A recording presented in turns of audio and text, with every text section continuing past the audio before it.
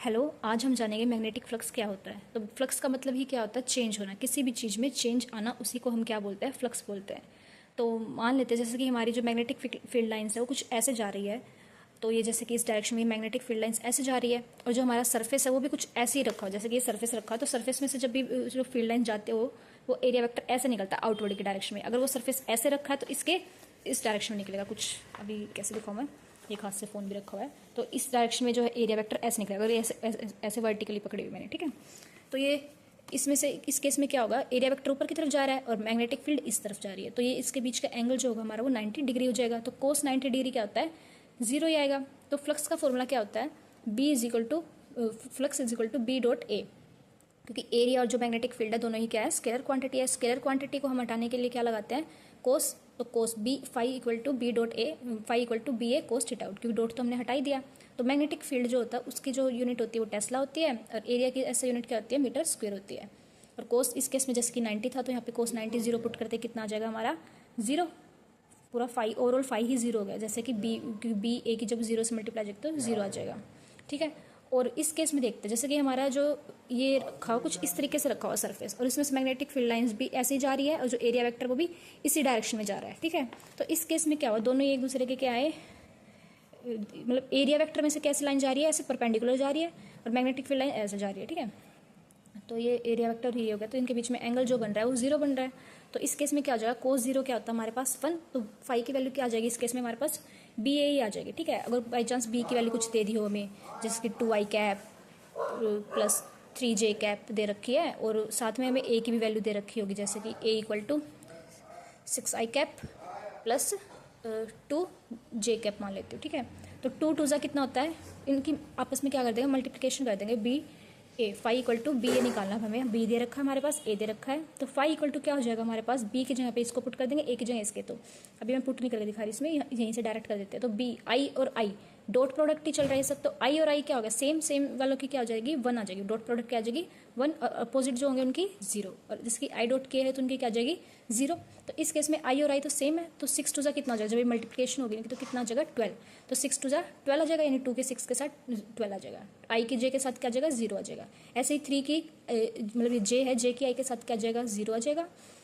और जे की क्या आ जाएगी? जे के साथ 1 आ जाएगा। तो 3 3 कितना हो जाएगा? 3 2 कितना हो जाएगा?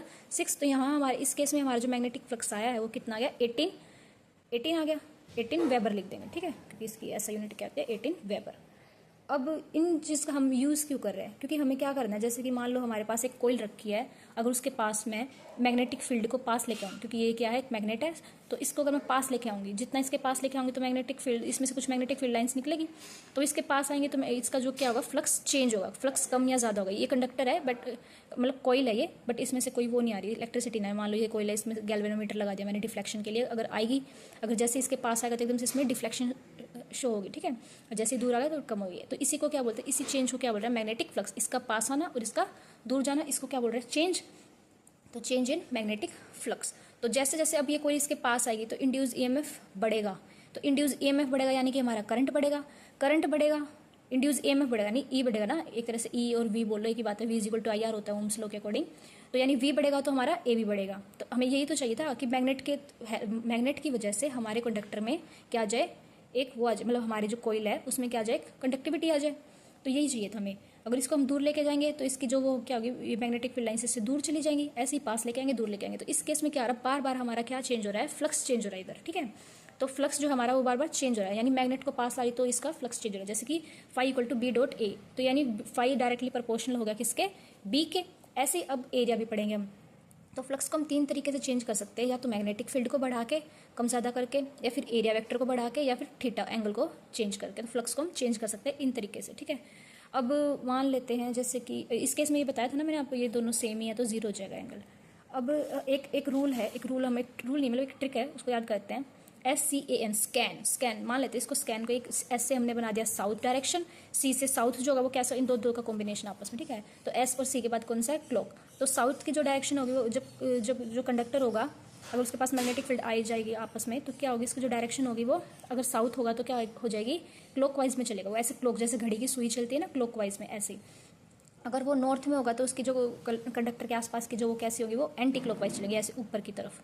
और साउथ में होगा तो क्लॉकवाइज यानी नीचे की तरफ, ठीक है, ऐसे हो जाएगा। इसमें कंडक्टर ऐसे हम डिनोट कर सकते हैं। जो साउथ में होगा, जैसे कि अगर वो क्लॉकवाइज चल रहे हैं तो कैसे हम उसको डिनोट करेंगे, अगर वो क्लॉकवाइज है तो कैसे डिनोट करेंगे, साउथ में तो क्रॉस से डिनोट करेंगे, ऐसे इसमें कैसे डिनोट करेंगे, डॉट में डिनोट करेंगे, ठीक है।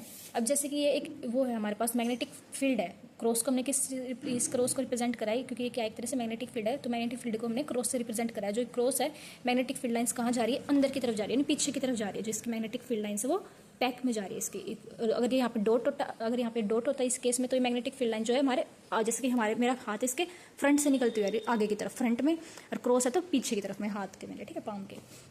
अगर ये कंडक्टर है, कोयल है, यानी कंडक्टिंग कोयल है, वायर है, बट अभी इसमें करंट नहीं है। अगर ये इसके पास आएगी तो इसकी वेलोसिटी में चेंज आएगा, यानी इसके पास आ रही है तो कंडक्टिव इसका जो बार बार मैग्नेटिक फ्लक्स है वो चेंज हो रहा है। बीच में होगा तो इसका बीच का जो यूनिफॉर्म होगा इसका, मतलब उसमें कोई चेंज नहीं होगा, E=0 ही रहेगा, ठीक है।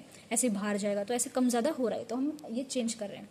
तो अभी इसके अंदर जा रहा है तो इसमें क्या हो रहा है, हमारे क्रॉस जो है वो बढ़ रहे हैं, क्रॉस बढ़ रहे हैं, but according to Lenz law क्या होता है, मतलब लेंज लॉ से पहले एक चीज़ पढ़ लेते हैं हम, फैराडे लॉ क्या होता है, E=d∅/dt क्या होता है, E=d∅/dt। जो मैं अभी ये फाई पढ़ा था मैग्नेटिक फ्लक्स, उसका चेंज हो रहा है बार बार, बी और एन थीटा के केस में क्या हो रहा है, बार बार चेंज हो रहा है।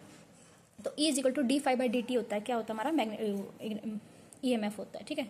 तो अकॉर्डिंग टू लेंस लो क्या होता है, वो उसका अपोज करेगा, क्या करेगा, अपोज करेगा, तो क्या आ जाएगा, ये माइनस साइन क्या डिनोट करा है, नेगेटिव साइन क्या डिनोट करा है, कि वो जो है उसका अपोज करेगा डायरेक्शन को। अगर हमारा कोई इस तरफ से क्लॉकवाइज डायरेक्शन में आ रहा है, यानी नॉर्थ की तरफ आ रहा है, तो उसके अकॉर्डिंग हम उसकी डायरेक्शन चेंज कर देंगे। यानी नॉर्थ पास आ रहा है, वो क्या बोलेगा, नॉर्थ पास मता, क्या बोलेगा वो, नॉर्थ पास मता, तो क्या बोलेगा, उसका अपने जो कंडक्टर होगा, जो कोयल होगा, वो क्या जनरेट कर लेगा अपने आसपास, एक नॉर्थ की जो उसकी नॉर्थ की मैग्नेटिक नॉर्थ आ जाएगा उसके पास। तो नॉर्थ की डायरेक्शन क्या होती है, एंटी क्लॉकवाइज, यानी जब उस कंडक्टर में केस में क्या होगा, कंडक्टर के केस में जब ये इधर से आ रहा है, नॉर्थ आ रहा है इसके पास से, तो क्या हो जाएगा, ये एंटी क्लॉकवाइज डायरेक्शन ले लेगा, क्योंकि इसको रिपेल करना चाह रहा है, ठीक है।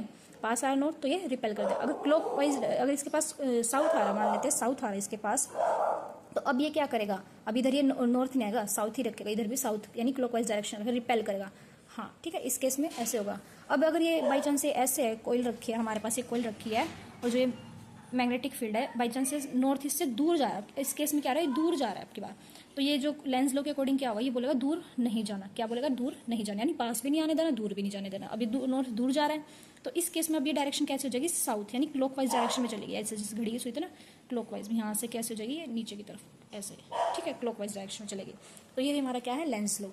अब ये तो अभी इस टाइप में था, अब हम क्रॉस की डायरेक्शन, क्रॉस के टाइप में देख रहे हैं, तो क्रॉस अब यहाँ पे क्या हो रहा है, इस केस में ये जो कंडक्टर इसके अंदर आ रहा था, यानी क्रॉस जो हमारे मैग्नेटिक फील्ड लाइंस में बढ़ रहे, बट वो क्या बोलेगा, नहीं, उसको कम करेगा, क्रॉस को कम करना में, ठीक है। तो क्रॉस को कम करना तो क्या आ जाएगा हमारे पास, डॉट चाहिए हमें, क्या चाहिए हमें, डॉट चाहिए, क्योंकि एंटी क्लॉकवाइज में क्या होता है, डॉट आ जाएगा, ठीक है, डॉट आया। तो अब ये डॉट बढ़ाने हैं, तो क्रॉस ज़्यादा हो रहे, क्रॉस हमें नहीं चाहिए, क्रॉस कम करने, तो कैसी डायरेक्शन हो जाएगी इसकी, एंटी क्लॉकवाइज। क्रॉस क्या हो रहा है, बढ़ रहे हैं, क्रॉस बढ़ रहा है, तो एंटी क्लॉकवाइज ये डायरेक्शन जो उल्टा भी बना रखा है, वी कैसे उल्टा बना रखा है, यानी अब ये एंटी क्लॉकवाइज डायरेक्शन में चल रहा है, ठीक है। तो ऐसे ही है, यानी बी ए कोस थीटा, इन सबको चेंज करके हम मैग्नेटिक फ्लक्स को चेंज कर सकते हैं। जो थीटा होता है ये इसको किस केस में चेंज कर सकते हैं, जैसे कि एसी जो जनरेटर होते हैं हमारे पास, तो उनमें यही वाला टेक्निक चलता है। यानी एसी जनरेटर में क्या होगा, साइन वेव बनेगा, आखिरी में जो उसका ग्राफ बनेगा कुछ ऐसा साइनोसॉइडल बनेगा, ठीक है। तो वो एसी जनरेटर के इसमें क्या हो रहा है, बार बार उसका थीटा एंगल चेंज हो रहा है। और एरिया अभी तक तो हमने मैग्नेटिक फील्ड ही पढ़ा था। एरिया कैसे बढ़ा सकते हैं, जैसे कि मान लो एक कंडक्टिंग वायर है, इसको ऐसे आसपास ये है, इसमें बीच में वायर को हमने यहाँ लेके आ गए, ये वाली तो इधर की फिक्स है, बट इसको मूवेबल है, इसको मूव करें, अब इसमें यहाँ इसको हमने मूव करके इधर ले आए, ठीक है। और इधर से इसकी वेलोसिटी यानी इस तरफ इस डायरेक्शन में ये बढ़ रही है, ठीक है। तो इस वायर का हमने अभी क्या कर दिया, इसकी लेंथ होगी कुछ ना कुछ, ये क्या है, इसकी एल होगी, लेंथ होगी इसकी, जो ये पहले कुछ थी एरिया में, मतलब ये जिसकी ब्रेथ थी पहले कुछ ऐसी थी, अभी कुछ dx से कुछ आगे बढ़ा दी हमने dx से, तो ऐसे चेंज कर रहे हैं। तो इस केस में ऐसे हो गया। तो ई को हम और आगे ऐसे चल के हम क्या कर सकते हैं, ई क्या होता है, एक तरह से E=IR ही तो होता है ना ओम्स लॉ के अकॉर्डिंग। ई की जो यहाँ पे अगर हम आई पुट कर दे तो ऐसे ही हम इसमें से करंट भी निकाल सकते हैं, I=-d∅/dt। और ई के यहाँ पे क्या आ जाएगा, आर, यहाँ पे क्या आ गया, एक तरह से आई डॉट आर आ गया ना, तो वो आर क्या हो जाएगा, नीचे चला जाएगा, यहाँ पे मल्टीप्लाई में, तो इसके यहाँ पे नीचे आ जाएगा, ये आर लिखा मैंने। ऐसे ही अगर हमें करंट दे रखा है, ये बोल दे चार्ज निकालो, तो चार्ज निकालने अगर क्वेश्चन में आ गया मैं चार्ज निकालना, तो आई के जगह क्या पुट कर दूंगी, Q = IT होता है, चार्ज का फॉर्मूला आता है करंट इनटू में टाइम, ठीक है, तो आई की जगह पे क्या आ जाएगा,